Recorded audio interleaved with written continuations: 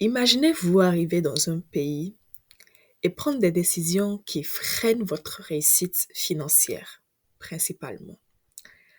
Aujourd'hui, on va parler des pires décisions financières que beaucoup d'immigrants commettent au Canada et surtout comment les éviter. Du coup, êtes-vous prêt à éviter des erreurs pouvant vous coûter des milliers de dollars?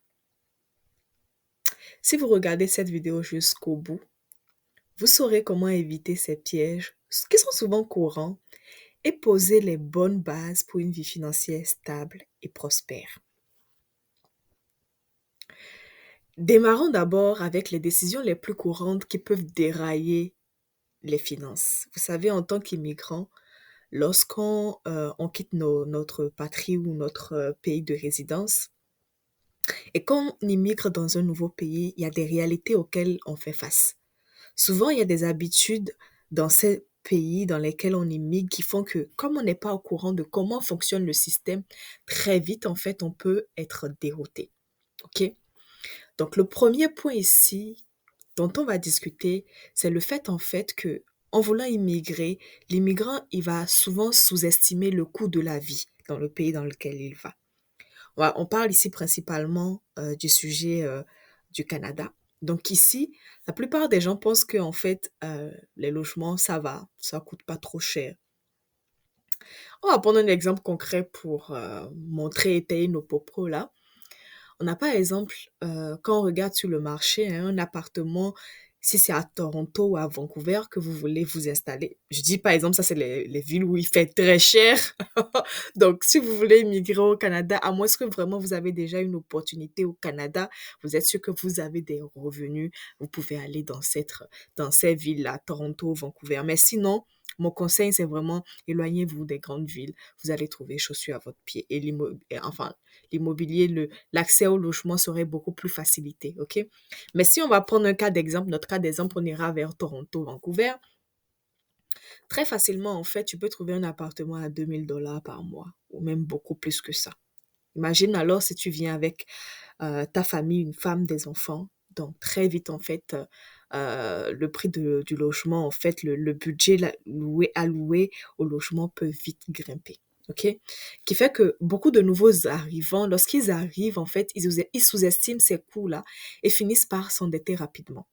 Généralement, on se dit: «Ah, je vais bien lotir ma famille», donc on va sur, des propriétés qui ont quand même de la valeur.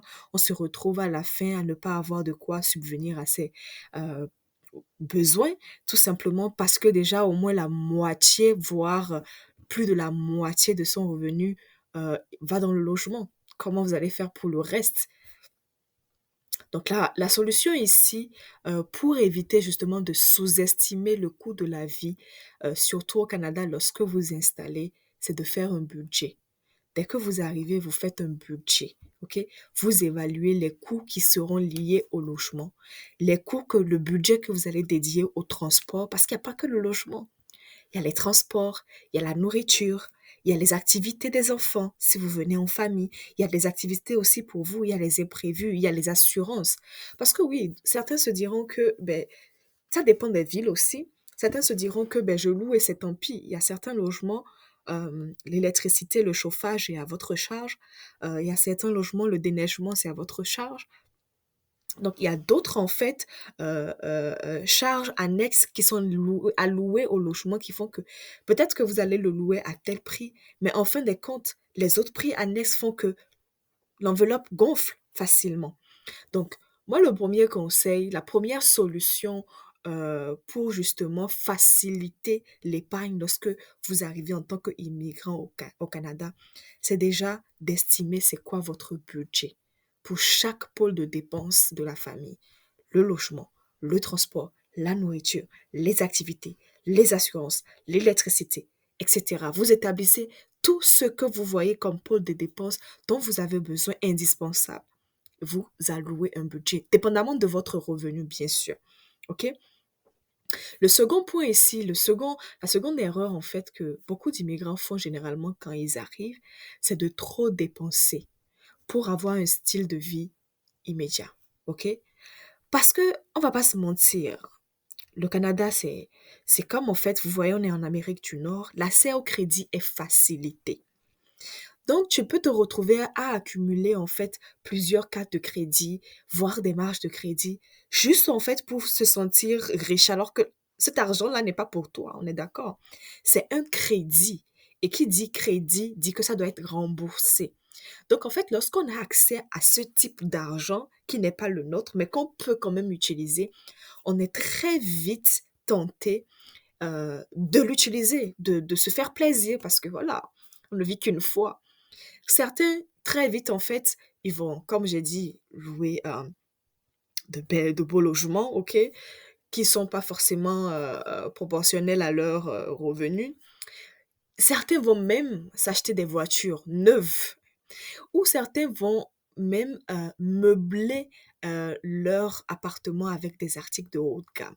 Moi, je vais prendre mon exemple, ok? Je vais prendre un exemple personnel là.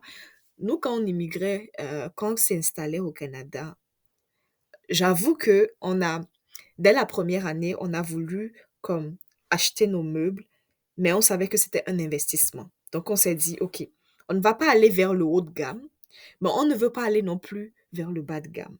Parce que notre objectif, pour d'autres projets futurs, que je ne vais pas forcément étayer ici, on voulait s'assurer que lorsqu'on achète l'immobilier, on achète l'électroménager, ça va nous durer pendant un certain temps. Donc, nous, c'est ce choix-là qu'on a fait. Et parce qu'on savait en fait qu'on avait des entrées d'argent. OK? Donc, si telle n'est pas votre situation, si vous êtes sûr, vous arrivez, vous n'avez pas encore de revenus, vous n'avez pas encore d'épargne, moi, je vous conseillerais d'aller vers de la seconde main. Aujourd'hui, au Canada, vous pouvez accéder en fait à des meubles qui sont déjà utilisés, mais pas forcément trop utilisés, OK, sur Marketplace. Allez juste sur Facebook Marketplace, recherchez des meubles, OK, qui peuvent déjà au moins vous dépanner le temps que vous ayez un peu d'épargne de côté. Au lieu de s'acheter, je ne sais pas, un lit, une cuisinière, moi, tout ce qui est meubles en tissu, je préfère acheter à cause des punaises, etc. OK? Mais n'empêche que c'est un choix personnel. Mais si vous pensez que vraiment votre budget actuel ne vous permet pas d'aller vers de la seconde main, évitez surtout, surtout d'acheter des voitures neuves. Vous venez d'arriver là, vous avez besoin d'épargne. Parce qu'il y en a marre, en fait, du fait que on parle toujours des immigrants qui sont souvent pauvres et tout. Non, il faudrait qu'on change la donne. Aujourd'hui, les immigrants doivent savoir investir, doivent savoir placer leur argent. C'est ce qu'il faut et c'est la communauté en fait que j'aimerais créer justement. Une communauté de personnes qui pensent loin, qui pensent aux enfants, qui pensent héritage, qui pensent investissement. C'est ce qu'il faut qu'on parle au lieu de nous abrutir tout le temps sur Internet. Donc, évitez d'acheter une voiture neuve. Je vais toujours prendre notre cas de figure. Quand nous, on s'est installé au Canada, on n'a pas acheté une voiture neuve. On est allé sur de la seconde main, deuxième main, comme on le dit souvent. On a acheté une voiture qu'on pouvait payer cash, surtout pas aller avec du crédit. C'est comme ça qu'on a fait et ça, c'était parce que on pouvait se le permettre. Donc, à vous de voir ce que vous pouvez vous permettre. Jusqu'à quelle hauteur vous pouvez mettre de l'argent dans une voiture. Par contre, moi, je ne me vois pas mettre du cash jusqu'à un certain niveau de prix. À partir d'un certain niveau de prix, ce n'est plus intéressant pour moi de mettre du cash. Donc, c'est pour ça que vraiment discuter avec votre partenaire, voyez quelle est la stratégie que vous allez mettre en place. Nous, on a décidé d'aller sur une voiture accessible, pas chère, qui peut nous dépanner pendant quelques temps. Donc, on est allé dessus, on l'a payé cash, donc on n'avait pas de crédit de voiture. Pour le mobilier, comme je disais, on est allé quand même sur du moyen de gamme pour avoir de la garantie sur la durée. Donc, qui a fait qu'on a payé pendant un certain nombre de temps, mais on était sûr que c'était pas un coût financier pour nous. OK? Parce que imaginez que vous achetez en fait ces articles-là, vous allez vers du neuf, vous voulez flamber, vous vous accédez au crédit, vous l'utilisez. En fait, ces décisions vont créer une pression financière inutile pour vous parce que pour l'instant, vous n'êtes pas encore installé totalement. Vous n'avez pas encore les bases solides. Donc, les astuces, vraiment, comme je disais pour le second point là, c'est de privilégier les achats d'occasion. Attendez avant de vous engager dans des dépenses très, très importantes parce que vous avez le temps de le faire. OK? Le troisième point, c'est d'ignorer le système de crédit canadien. OK? Le problème ici, c'est que beaucoup de gens, en fait, ne savent même pas c'est quoi les cartes de crédit. Ou au contraire, certains savent ce que c'est que les cartes de crédit et en abusent. Ils accumulent tellement de dettes sans comprendre en fait qu'il y a des intérêts derrière. Et c'est les intérêts qui tuent en fait à petit feu. N'oublions pas que ici, en Amérique du Nord, il y a un système qui s'appelle le système de crédit et à chaque personne en fait a une cote de crédit. C'est par rapport à ta cote de crédit que la banque va accepter, par exemple, te prêter de l'argent. La banque va savoir si tu gères bien financièrement tes revenus, si tu es quelqu'un de fiable, si on peut te passer de l'argent et à hauteur de combien même, en fonction de combien tu gagnes, on peut te passer de l'argent. Donc, si tu n'entretiens pas bien, même quand tu veux louer une maison, un logement, ton propriétaire va demander ta cote de crédit pour savoir si tu es quelqu'un de solvable, si tu es quelqu'un qui paye à temps ses factures. La cote de crédit, en fait, c'est quelque chose, c'est comme un chiffre, en fait, c'est un numéro, enfin, un chiffre qu'on peut te donner. Et dépendamment du nombre que tu as, on peut savoir si tu as des créanciers ou pas. Parce que dès que tu as un créancier, c'est déclaré, c'est associé à ta cote de crédit. Donc, on peut savoir si tu es quelqu'un qui paye à temps ses factures ou pas. Donc, très important de ne pas oublier ce volet-là et de surtout entretenir sa cote de crédit. Il est important d'entretenir sa cote de crédit. Lorsque vous venez, installez-vous comme vous pouvez, mais pas trop au-dessus de votre budget. Définissez votre budget. Installez-vous. Ouvrez un compte en banque. Demandez une carte de crédit juste pour en fait travailler votre crédit. Peut-être vous pouvez demander à hauteur de 1000 ou de 1500 dollars, ce que vous pouvez supporter surtout. Et assurez-vous qu'à chaque fois que vous voulez faire des dépenses, vous utilisez cette carte de crédit-là. Assurez-vous surtout que à la fin que vous utilisez la carte de crédit, à la fin du mois, que vous remboursez toujours cette carte de crédit-là. Cela va montrer en fait au système que vous êtes quelqu'un qui sait gérer l'argent. Et donc la banque aura encore envie, les institutions financières auront encore envie de vous prêter davantage. Le quatrième point ici qu'on va discuter, donc du coup oui, j'ai oublié, le conseil en fait ici qu'on pourrait se donner, c'est quoi? C'est d'utiliser une carte de crédit de manière responsable parce que ça va permettre de bâtir votre historique de crédit. OK? Le quatrième point ici dont on va discuter, c'est le fait en fait de vouloir investir trop vite ou de ne pas maîtriser le domaine dans lequel on veut investir. Certaines personnes, ils vont vous parler de bourse, de telles choses, de crypto, de nanani, et bêtement et aveuglement, en fait, on se lance dans ces genres d'actions-là, sans forcément maîtriser. Attention, je ne dis pas que c'est pas bien, mais avant de se lancer dans ça, assurez-vous d'avoir compris au moins le minimum ou les bases de cela. C'est quoi la bourse? Ne mettez pas l'argent dans quelque chose que vous ne pouvez même pas expliquer. Donc l'erreur que les gens font généralement, c'est de se lancer dans des placements risqués ou suivre des conseils mal avisés parce que tel ami, en fait, a peut-être investi 200 dollars quelque part et ça lui a généré de l'argent par coup de chance. Il va te dire, viens et tout, je sais comment faire, je maîtrise. Et tu vas te voir ruiné parce que tu as mis toutes tes économies dans cela. Donc faites attention à ce que vous faites, ok? Assurez-vous de maîtriser ce dans quoi vous voulez mettre votre argent. Parce que sinon, vous risquez de perdre vos économies, de manquer des opportunités d'investissement plus sécurisées. Vous savez, les opportunités souvent ne se présentent pas quand on est prêt. Donc, assurez-vous que vous avez la bonne stratégie financière qui fait que à chaque fois que les opportunités sont disponibles, vous êtes aussi disponible pour investir. Et pour cela, il faut de la sagesse dans l'utilisation de ces finances. Prenez le temps de comprendre vos options d'investissement. Consultez un conseiller financier si nécessaire. Il y a des conseillers qui existent, il y a des planificateurs même financiers qui existent. Ils ne sont pas là seulement pour vous vendre. Les planificateurs, à la différence des conseillers, ils sont pas là forcément pour vous vendre des services, mais ils sont là pour planifier votre vie, la vie de vos enfants, de votre famille, dépendamment de votre projet. Est-ce que vous voulez bâtir un patrimoine immobilier? Est-ce que vous êtes des personnes à risque en termes de placement? Comment voulez-vous placer votre argent? Est-ce qu'il vous faut en fait cotiser pour la retraite? Combien vous voulez en fait, tout ça, ça se discute et c'est généralement avec un planificateur financier. Prenez le temps de faire ces recherches-là. Je vais résumer jusqu'à présent ici ce que j'ai dit. Donc, on a dit en fait le fait de sous-estimer le coût de la vie au Canada, de penser que la vie n'est pas chère au Canada, le fait de trop dépenser pour avoir un style de vie immédiatement, le fait d'ignorer le système de crédit canadien, le fait de vouloir trop vite investir ou de ne pas maîtriser ce dans quoi on veut investir son argent, ok? Sont ces volets-là principalement qui sont les erreurs que les immigrants réalisent lorsqu'ils arrivent au Canada. Le dernier point ici, avant qu'on ne rentre dans le volet solution, le dernier point ici, c'est le choix du partenaire. Vous voyez que ce dernier point, c'est pas vraiment un point financier, mais c'est un point déterminant, clé dans votre parcours d'immigration.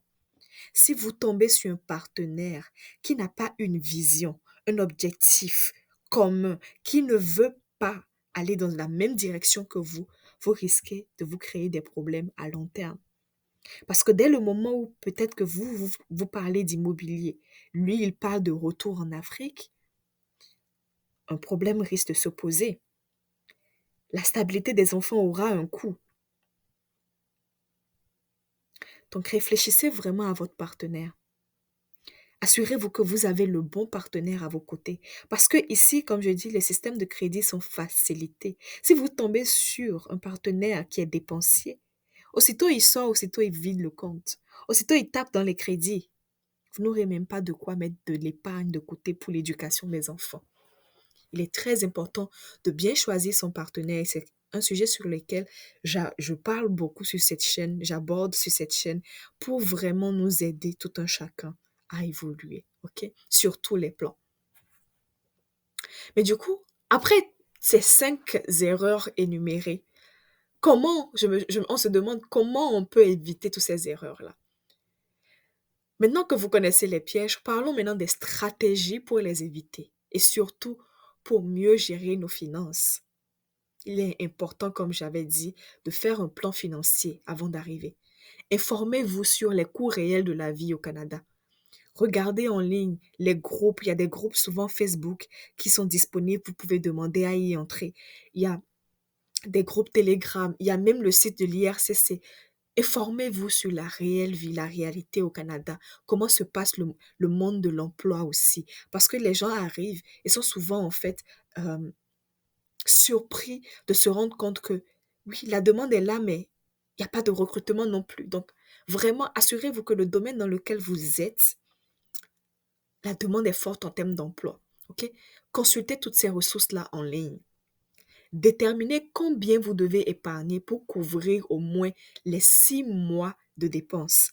Parce qu'en fait, l'épargne de sécurité est indispensable pour une famille. Et cette épargne de sécurité doit couvrir au moins 6 mois de dépenses pour vous. Quand je dis pour vous, 6 mois de dépenses de la famille doit être en fait une épargne sécurisée quelque part. Donc, déterminez combien vous pouvez mettre de côté pour couvrir au moins 6 mois de dépenses et sur combien de temps vous allez mettre cette épargne de côté. OK? Ensuite, il est important d'apprendre le fonctionnement du crédit. Prenez une carte de crédit, mais avec une limite raisonnable, comme je disais, 1 500 $ et payez toujours votre solde en entier. Cela va rassurer le banquier qui va se dire, OK, elle sait gérer même avec le peu qu'elle a. Donc, on a confiance en elle pour lui confier encore davantage. Vérifiez votre dossier de crédit régulièrement et ajustez parce que généralement, il y a des applications ici qui permettent de savoir, OK, tu as tel code de crédit, si tu as augmenté ou si tu as diminué. Donc, lorsque en fait tu vérifies ta code de crédit, tu vois que ce mois-ci, oh, ma code de crédit a baissé. Tu t'ajustes. Tu sais que, oh, ça a baissé parce que j'ai pas vite payé telle facture, tel crédit, donc je dois m'améliorer le mois prochain. Tout ça, en fait, ça se travaille. Prioriser l'épargne est indispensable. Prioriser l'épargne avant les dépenses. Généralement, il y a la règle du 50-30-20. OK? 50% pour les besoins essentiels, 30% pour les loisirs, les imprévus, et 20% pour l'épargne et le remboursement des dettes. Il est important d'avoir un compte d'épargne à intérêt élevé pour maximiser vos gains. Faites des placements sécurisés, pas trop risqués, OK? Pour au moins sécuriser votre épargne. Rejoignez des communautés d'immigrants, comme je disais, sur Facebook, sur Telegram, sur Instagram, pour échanger des conseils et partager des ressources.